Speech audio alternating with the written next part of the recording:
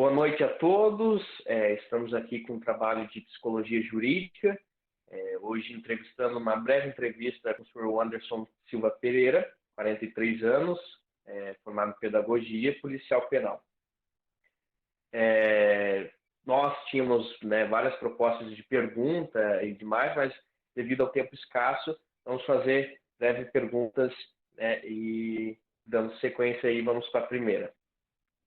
O Anderson, vamos lá para a primeira. Na letra fria da lei, a gente percebe no artigo 5º da Constituição que a gente, que todos são iguais perante a lei. Mas eu cito um exemplo para o senhor, dessa forma, por exemplo, uma mulher que furta 2 pacotes de macarrão, refrigerante, um pacote de suco no mercado, e é preso em flagrante, e o cara que está lá todo engravatado, com dinheiro embaixo do colchão, está solto por aí, vivendo bem, tranquilo. A justiça no Brasil é cega?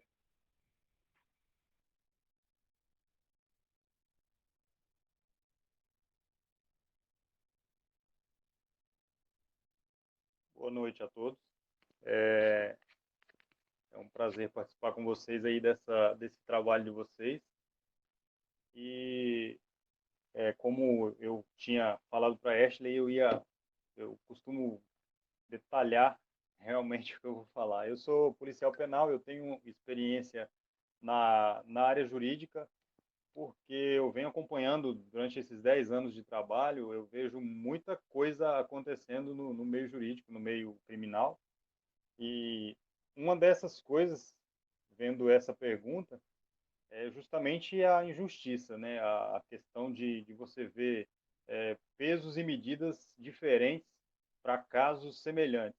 Então, isso a gente vê não só nessa questão aí que foi exposta na pergunta a respeito dessa mulher que furtou um pacote de macarrão e foi punida, e as pessoas que roubam realmente do país, elas não estão sendo punidas.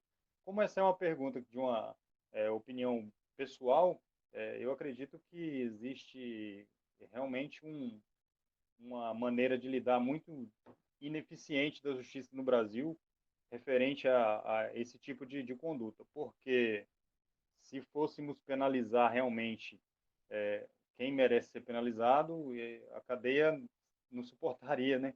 Porque existiria uma gama de pessoas que deveriam ser presas por outros motivos muito maiores que esse. Mas a justiça não é cega. Eu acredito na justiça, eu acredito que a justiça brasileira ela tem um potencial muito grande e ela pode ser levada a sério de verdade. Mas nós temos pessoas que comandam lá a parte geral, a parte lá em cima, que ela dá muita brecha, ela abre muita jurisprudência para beneficiar muitos, e ela coloca um critério de avaliação de penas muito subjetivo. Ela acaba penalizando os mais fracos e liberando os mais fortes, porque hoje o poder aquisitivo é que te tira da cadeia. Se você for analisar muito bem ao pé da letra, é o poder aquisitivo que te tira da cadeia. E o que te coloca na cadeia é a falta de cultura, muitas vezes, a falta de condições financeiras. A pessoa que não tem condições financeiras, ela acaba entrando de forma inocente em situações onde ela não tem onde se defender. E eu acho que a defesa hoje ela seria um dos fatores primordiais para que isso não acontecesse. Mas, infelizmente, a nossa justiça ela falha em alguns pontos. E esse fato, essa questão aí desse furto, desse pacote de macarrão, inclusive eu vi essa entrevista quando aconteceu essa situação, e ela realmente muito injusto, porque eu acredito que poderia ir para uma linha de trabalho de igualdade, que é o que rege a nossa Constituição, e não acontece, infelizmente.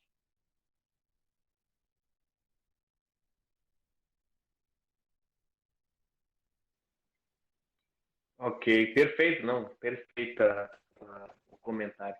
Seguimos então para a Eric Shelly com a sua pergunta, então.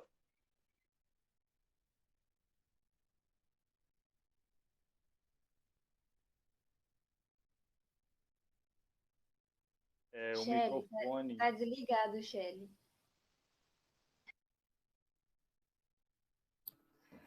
Boa noite, senhor Anderson. A minha pergunta é a seguinte: as pessoas no decorrer da vida são influenciadas ou já nascem com instinto assassino? Qual seria a sua opinião? Porque já tem uma Então, experiência. vou voltar novamente pela experiência que eu tenho no meio que eu vivo. Eu não concordo com essa pergunta da forma que ela foi colocada. Eu acho que as pessoas elas têm condições de mudar o estilo de vida de acordo com cada um com o seu potencial, mas existe uma, uma influência não psicológica. Eu acredito que a influência que existe, na verdade, em relação à conduta do ser humano é o meio onde ele vive, porque a gente consegue visualizar isso claramente nas pessoas que a gente mantém ali aprisionadas. E a maioria, eles têm um histórico familiar muito conturbado. Todo mundo vem de uma família com alguma coisa que atrapalhou na infância, referente a ver as coisas acontecendo erradas. A maioria dos casos, o uso de bebidas, o uso de drogas, a família morando em periferias, isso tudo influencia, mas eu acredito que a questão psicológica, não. Problemas psicológicos, não. A questão é mesmo o meio ambiente, o ambiente onde se vive, o lugar onde a pessoa é criada, a forma que ela é criada, o tratamento que ela tem, porque no mesmo lugar existe casos que a gente convive que vê isso claramente, onde tem família que a mãe tem 3, 4 filhos e 2 dos filhos são trabalhadores, são formados e outros não. E outros são, ou um deles se destaca e vai preso, comete crimes e vai para o mundo das drogas. Então, assim, não dá para generalizar isso aí. É uma questão, eu acredito que não seria uma questão psicológica, seria uma questão social, uma questão de convivência, entendeu? De criação. Eu teria uma outra pergunta que é quase parecida. Quais são os tipos de influência e por que algumas pessoas são influenciadas e outras não? Como eu disse, eu acredito que isso, num ambiente familiar, às vezes você dando a mesma oportunidade para todos, entendeu? Nem todos vão acatar a mesma oportunidade. A gente vê isso em várias famílias. Agora a gente não precisa nem de ir para uma área da periferia ou de outro lugar que tenha a margem, que esteja à margem da sociedade. Não precisa nem ir longe. Pode ser em famílias bem-sucedidas. Você vê que filhos que têm a mesma oportunidade e eles não se apegam à oportunidade que têm. Então isso aí muitas vezes pode partir tanto para o lado da pessoa, da conduta interna de cada um, aí sim eu concordaria que seria o lado psicológico da pessoa que estaria agindo nessa questão. Porque a gente vê que muitas vezes a família ela deu a oportunidade igual para todos e um deles se destaca para o lado negativo. Isso aí pode acontecer. Então, a gente também não pode generalizar. Como eu disse, a gente não pode generalizar tanto num ambiente de pobreza, porque você vê em casos de pessoas que vivem à margem da sociedade, que tem famílias que não tem ninguém na família que se desenvolveu para o crime. E tem famílias que todos se desenvolveram para o crime. A gente tem experiência ali de uma família com 5 filhos, que todos os 5, e a mãe e o pai, foram presos no decorrer desses 10 anos que eu estou trabalhando no sistema prisional. Eles foram presos, todos eles. Então, não dá para generalizar. Eu creio que pode existir, sim, influência psicológica nesses casos onde a oportunidade é dada para todos igualmente e alguns se destacam para o lado positivo e outros para o lado negativo.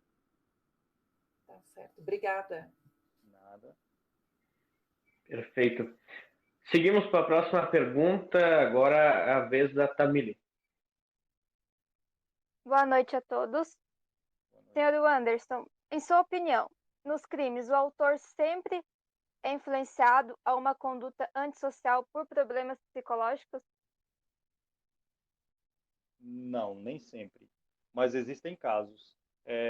Normalmente, a gente procura evitar se envolver com o que levou essa pessoa a ser preso.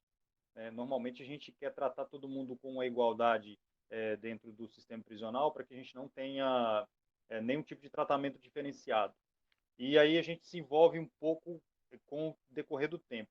Muitas vezes a gente consegue identificar, através de conversa, de uma entrevista, acaba sendo uma entrevista subliminar ali, para poder tirar alguma coisa de algumas situações, e a gente acaba vendo que, sim, tem alguns casos que o preso ele é influenciado porque ele tem uma tendência psicológica diferenciada, ele realmente tem uma tendência para aquele ambiente criminoso.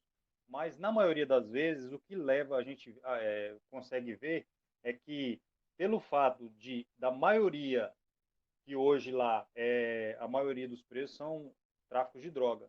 Então, a gente vê que a maioria ela tem essa tendência criminosa pela condição social, pela condição financeira. Ele acaba tentando buscar um meio de ganhar um dinheiro mais fácil.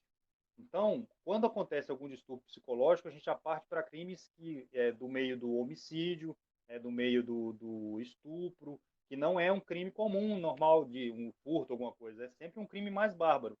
Aí vai para esse lado psicológico. Agora, quando é o crime de tráfico, crime de furto, né, de assalto à mão armada, então esse crime, ele normalmente ele é feito pela influência social e não pela influência psicológica. Então tem casos e casos nesse sentido aí. Certo. E em casos criminais em que não há provas visíveis, qual o melhor método a ser tomado para uma correta decisão judicial? Então, normalmente, eu olhando pelo lado de um policial, eu vou dar minha opinião pessoal, porque nesse caso aí, cabeça de juiz, a gente não sabe o que sai, então muitas vezes a gente não sabe qual é o argumento que ele usa para definir a respeito de determinadas coisas. Mas eu acredito que essa situação, só um minuto que eu já termino de responder a sua pergunta, tá?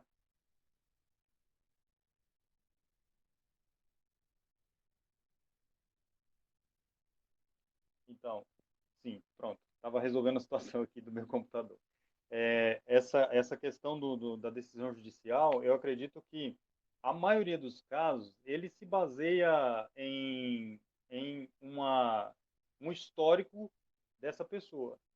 Não é tomar uma decisão simplesmente por provas que estão ali no caso isolado, porque hoje a gente vê que o juiz ele tem um leque de opções em relação à tomada de decisões, em relação a uma condenação ou não, uma condenação ou uma absolvição.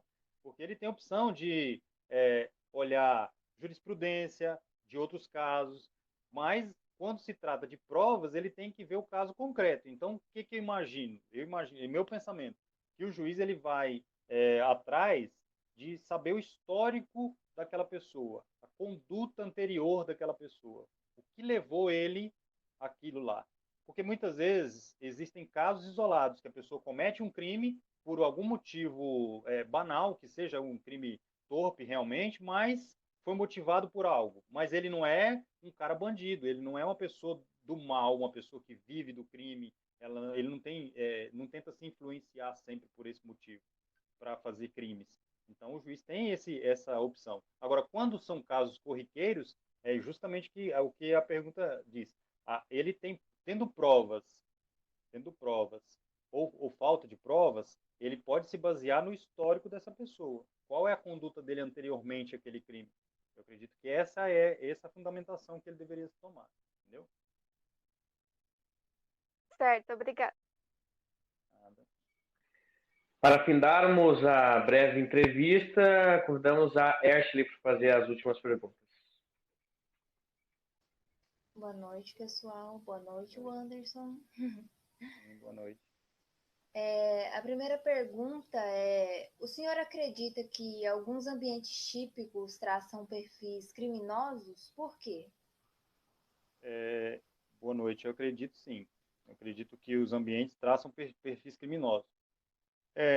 Imagine-se uma criança nascendo num ambiente onde a família ela tem uma condição, uma estrutura, não vou dizer nem financeira, mas uma estrutura educacional, onde ela tem condições de colocar o filho na escola, de ensinar para ele algumas condutas de vida, até religiosa, alguma coisa nesse sentido.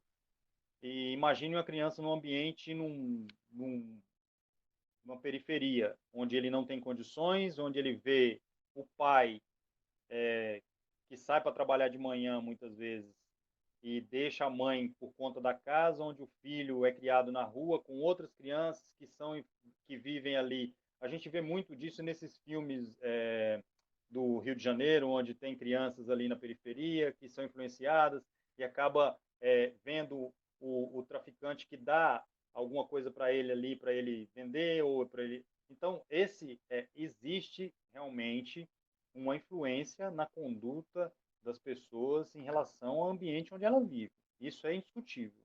Eu acredito que pode ser, isso é uma coisa que vai afetar a vida de todos? Não. Porque existem pessoas que elas são influenciáveis, e existem pessoas que não são influenciáveis, que influenciam. Então, tem uma diferença muito grande de você falar que todo mundo é influenciável. Não. Porque se você colocar determinadas pessoas em algum ambiente onde tem essa mesma estrutura, ela pode sair dali com uma mentalidade totalmente diferente. Você vê, a gente cansa de ver esse tipo de situação de pessoas de classe alta que saem daquele ambiente e vão para outro lugar que vão cometer crime e vão fazer coisas erradas. E a gente vê pessoas na classe baixa, baixíssima, que se destaca e sai. Mas assim, a grande parte dessas pessoas são influenciáveis. A grande maioria são influenciáveis pelo ambiente onde se vive. Existem filósofos que dizem que o ser humano é um produto do meio. É um produto do meio onde ele vive. Ele é um produto do ambiente onde ele é criado. Então, isso aí a gente vê que, querendo ou não, a gente consegue distinguir isso em relação. Eu vou falar agora novamente do meu trabalho. A gente tem pessoas que são pessoas de boa, de bem, que não tem problema nenhum com a sociedade, cometer um crime pequeno que não tem nada a ver. Vou dar um exemplo. O crime de pensão alimentícia, que é um crime civil, que a pessoa vai lá e paga lá os 60 dias dele lá preso e vai embora para casa. Normalmente, essa pessoa, ela é uma pessoa de boa, só foi ali pagar essa pena, mas ela passou e conviveu ali esses 60 dias com pessoas que ficou contaminando a mente dela ali sobre como fazer tal coisa, como fazer tal coisa. A pessoa sai dali e vai e comete outro crime. A gente já viu muito acontecer isso. A pessoa que não tem um crime, uma sequência de crime, mas pela convivência ali com uma pessoa com 60 dias, ela consegue colocar na cabeça que aquilo ali também dá para fazer, dá para viver, vou viver disso, vou achar um meio melhor de viver através disso aqui, porque foi influenciado dentro. Então, isso é nítido, a gente consegue enxergar que realmente o ser humano é um produto do meio onde ele vive. Ótima resposta. A segunda pergunta é: na psicologia criminal diz que, abre aspas, quanto mais frequente a violência sofrida, maior a probabilidade de repetir essa violência posteriormente. Fecha aspas. Na sua opinião, sim, acontece ou não? E por quê? Acontece. Aí eu já vou partir para uma área que é todo mundo, do cotidiano de todo mundo. Vocês, com certeza, têm animais. Alguém já teve animais, qualquer tipo de animal. Se você pegar um cachorro ou um gato e você colocar ele numa jaula e você ficar tratando ele ali, toda hora você vai lá e dá um choque nele, toda hora você vai lá e dá uma, uma cutucada nele para ele ficar ali nervoso naquele ambiente que ele está vivendo ali fechado, a hora que você soltar aquele gato, ele vai querer te matar. Porque ele vai tratar da mesma maneira que foi tratado. Ele vai ser violento como violentaram ele. O ser humano é da mesma forma. Já vou partir para a experiência minha, novamente, que eu tô baseando todas as perguntas de vocês na minha experiência. O preso, antigamente, tinha na verdade, a sociedade ela tem essa picuinha, vamos dizer assim, com o carcereiro, que era antigamente, o agente penitenciário, carcereiro, que hoje é policial penal. de dizer que o carcereiro é carrasco. E vem isso, de tempos históricos, né? Tempos bíblicos, quando dizia que o carrasco era aquele cara que estava ali para maltratar o preso e tal. E o ser humano tem essa mentalidade aí. E, na verdade, acontecia muito disso. O cara era preso, eu acho que vocês já ouviram até falar de algumas questões, que quando o cara é estuprador lá na rua, que ele chega na cadeia, ele vira mulherzinha na cadeia, aquela conversa toda que tal. Isso aí hoje não existe mais dentro do sistema prisional, porque mudou muita coisa. A mentalidade, tanto dos caras que estão presos, quanto dos agentes, quanto das pessoas da sociedade, mudou muito. Então, hoje não existe, existe de certa forma, mas não existe como era antes. Então, antigamente, existia isso. O cara, ele furtava, ou ele matava, ou ele fazia qualquer outro tipo de crime, ele chegava na cadeia, ele era tratado igual cachorro. Ele era tratado igual cachorro. E muitas vezes você presenciava os presos partindo para cima, querendo se rebelar e vindo com violência para cima. Por quê? Porque eles eram tratados como animais, como bicho, e aí depois eles queriam te descontar aquilo ali nos outros, ou descontar nos agentes, e sempre vai existir esse tipo de tratamento. Se você é maltratado, a tendência que você tem é de maltratar. E imagina isso na mente de uma criança, que ela está vivendo num ambiente onde ela é maltratada. O pai bate toda hora, a mãe bate toda hora, aí vem o irmão, bate também. E ele vai crescendo naquele ambiente, só vai apanhando, vai apanhando. Eu estou dando exemplo em relação à pergunta. A violência sofrida, ela vai refletir futuramente em algo violento. E normalmente, todos os casos que a gente vê de violência doméstica, por exemplo, o filho viu o pai bater na mãe. O filho viu o pai espancar a mãe dentro de casa. E aí o filho cresceu, casou, arrumou uma mulher e ele acha que ele tem o mesmo direito de fazer aquilo. Então, a violência que foi passada para ele é uma coisa normal. E ele consegue refletir aquilo no futuro dele, lá na frente. Isso aí acontece, eu acho que não só, eu estou falando de ambiente carcerário, ambiente familiar, mas eu acho que se você for analisar, todo tratamento, quando você é maltratado, a tendência é você refletir aquilo em alguém.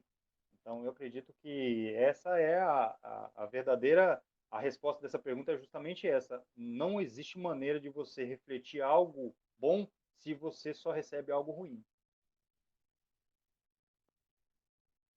A vontade é de ficar conversando horas e horas, né? O papo é bom. Vocês deixar, a gente vai conversar aqui a noite toda, porque eu falei pode perguntar, porque eu vou dar minha opinião, mas a gente conversa sobre qualquer coisa. Não, exatamente, né? É isso do direito também, que sempre depende, né? Eu penso de um jeito, o outro pensa de outro, e assim vai, né? É onde a gente chega num nível de ideia que, na teoria, era para funcionar, né? Era para funcionar, realmente. Eu sou um amante do direito, eu gosto muito do direito em todas as áreas, inclusive a Ashley deve ter falado para vocês, eu estou estudando para concurso, então eu vejo todas as áreas de direito, então eu acabo vendo coisas que eu fico apaixonado para que fosse exatamente daquela forma que está lá no papel. Só que a gente vê muita disparidade, acontece muita coisa que não é aquilo ali, a realidade é totalmente diferente, né? A gente vê muita injustiça, a gente vê muita... hoje, quem pode mais chora menos, isso é muito injusto, eu acho muito difícil. Infelizmente, nosso artigo 5º, né, na Constituição Federal só funciona na teoria, né, o que infelizmente atinge, como a gente sempre sabe, né, os mais pobres, os mais vulneráveis, né. Exatamente. Aí é complicado. Alguém mais, algum comentário para acrescentar?